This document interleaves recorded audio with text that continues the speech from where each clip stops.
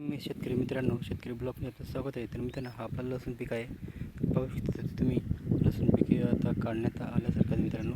तर आपण आता त्याला पाणी देत आहोत आणि थोडे दिवसांनी आपण त्याला काढून घेणार मित्रांनो. तर आपण एक लसूण काढून पाहू, म्हणजे नेमकं झालं कसं आहे लसूण ते आपण पाहू शकतो मित्रांनो.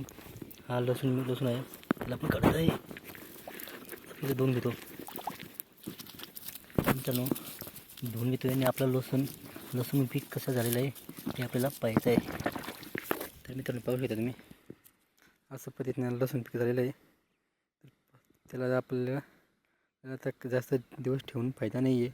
त्याला आपण लवकर काढून घ्यायला यावं लागेल, कारण की आता अशी पद्धतीने झालेली आहे लसूण कांदी अशी पद्धतीने झाली मित्रांनो. पाहू शकता तुम्ही, खूप छान पद्धतीने असं लसूण झालेलं आहे. त्याला काढायला काय अडचण नाही. त्याला आपण आता पाणी भरून देतो आणि डायरेक्ट असं जसं आपण आता उपटून घेतलं तसं उपटून घ्यावं लागेल मित्रांनो. परत आपण आणखी एकदा आपण उपटून पाहतो बरं कशी काही आणखी दुसरी लसूण.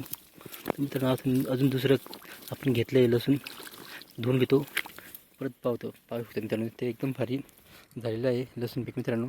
तर आपल्याला काहीच अडचण नाही आहे, म्हणून आपण आता लवकर तयारीला लागावं लागेल आणि काढून घ्यावं लागेल मित्रांनो. लसूण पीक एकदम भारी झालेलं आहे मित्रांनो. तर त्याला आता काढून घ्यावं लागेल आणि जेणेकरून दुसरे काम आपल्याला करण्यासाठी मोकळं होईल मित्रांनो.